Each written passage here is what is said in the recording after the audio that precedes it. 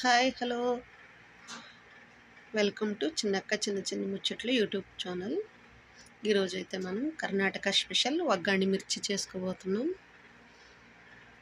ముందుగా కడాయి పెట్టుకుని ఆయిల్ వేసుకుని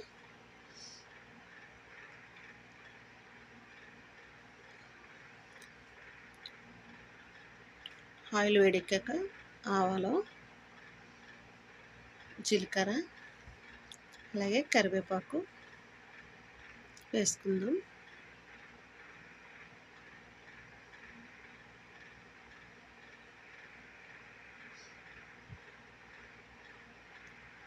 కరివేపాకు వేగాక ఉల్లిపాయలు, పచ్చిమిర్చి వేసుకొని,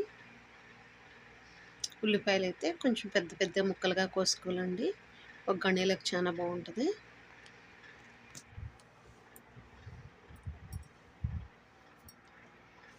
నెక్స్ట్ అయితే మనం సాల్ట్ వేసుకుందాం, తగినంత సాల్ట్,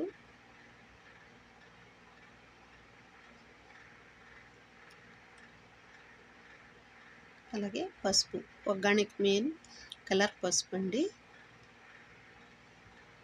అవి వేగాక టమాటా ముక్కలు వేసుకుందాం.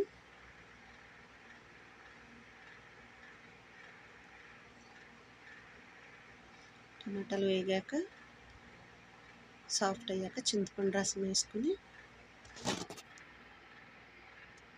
కొద్దిగా ఉడికాక కొద్దిగా పాలు, ఒక చిన్న గ్లాసు పాలు పోసుకుందాం.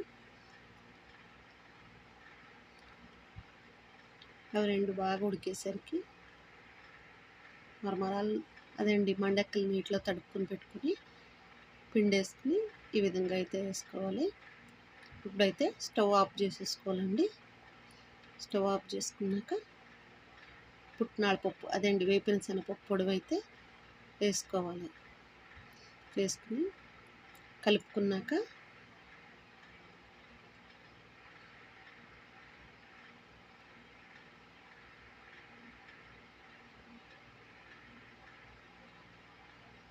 ఇది విధంగా కలుపుకున్నాక ఫైనల్గా కొత్తిమీర వేసుకుందాం. చూసారా, వగ్గాణి చూస్తుంటే నోరు ఊరిపోతుంది. ఇప్పుడైతే మనం మిర్చి చేసుకుందాం. మిర్చికి శనగపిండి, వాము, సోడా, తగినంత ఉప్పు వేసుకుని ముందుగానే నేను కడాయి పెట్టుకుని ఆయిల్ వేసుకున్నానండి. ఆయిల్ కొద్దిగా వేసుకోవాలి. ఆయిల్ ఇటెక్కాక ఒక స్పూన్ అయితే ఆయిల్ పిండిలో వేసుకోవాలి. బాగా మరిగిన నూనె వేస్తుంటే నొరగలా రావాలండి. ఈ విధంగా వచ్చాక మళ్ళీ కావాల్సినంత ఆయిల్ పోసుకుని నూనె అయితే వేడి చేసుకుందాం. ఇప్పుడు పిండిని ఈ విధంగా కలుపుకోవాలండి. బజ్జీకి కొద్దిగా వాటర్ పోసుకుని ఈ విధంగా కలుపుకుంటే మిర్చీలు వేసుకుని బాగా వస్తుంది. ఇప్పుడైతే మిర్చీలు కానీ హాఫ్ కట్ చేసి పెట్టుకున్నానండి. అంటే వెనకాల తోకలు ఇచ్చేసి పెట్టుకున్నాను.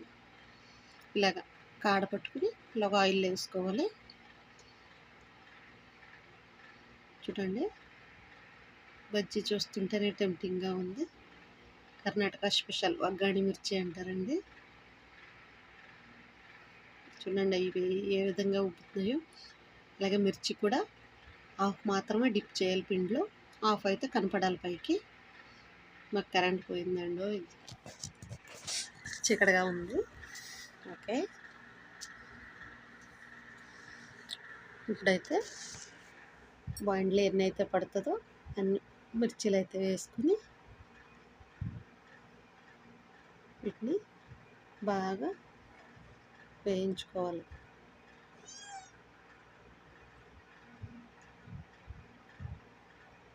చూడండి, ఇలాగైతే తిప్పుకోవాలి.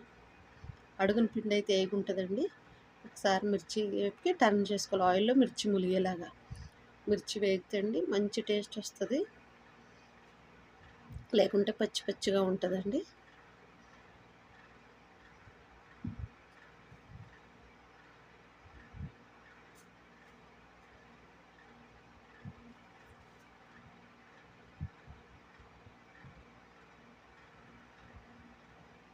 చూడండి, బాగా వేగుతాయి.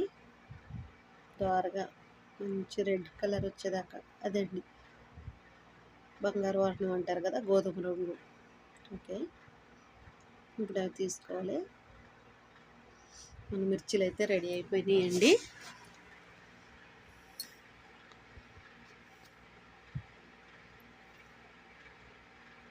చూసారా, సలసలా కాగే నూనెలో మలమలా మాడే మిర్చి. ఇప్పుడైతే వాటిని మళ్ళీ ఒకసారి తిప్పుకోవాలంటే, ఎందుకంటే ఒకవేళ ఎక్కడన్నా కొంచెం పచ్చి ఉన్నా కానీ మనకు తెలుస్తుంది అన్నమాట. చూసుకొని వేగకపోతే వేయించుకోవాలి.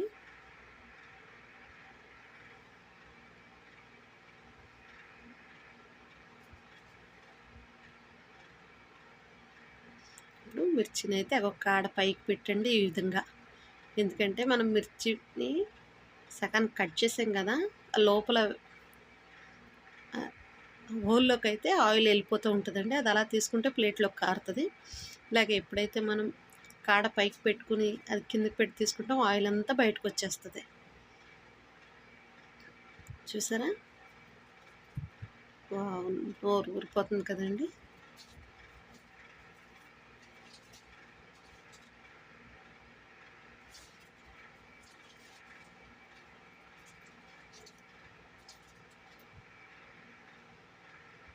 ఇప్పుడైతే మళ్ళీ మిగతా మిరగాయలన్నీ కూడా వేసుకుందామండి.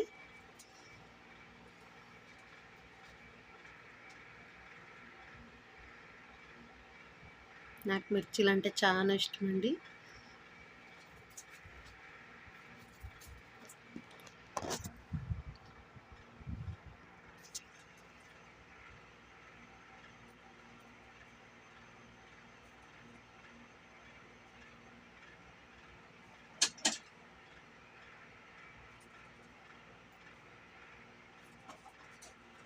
ఇప్పుడైతే పైన మిర్చి రెడీ అండి.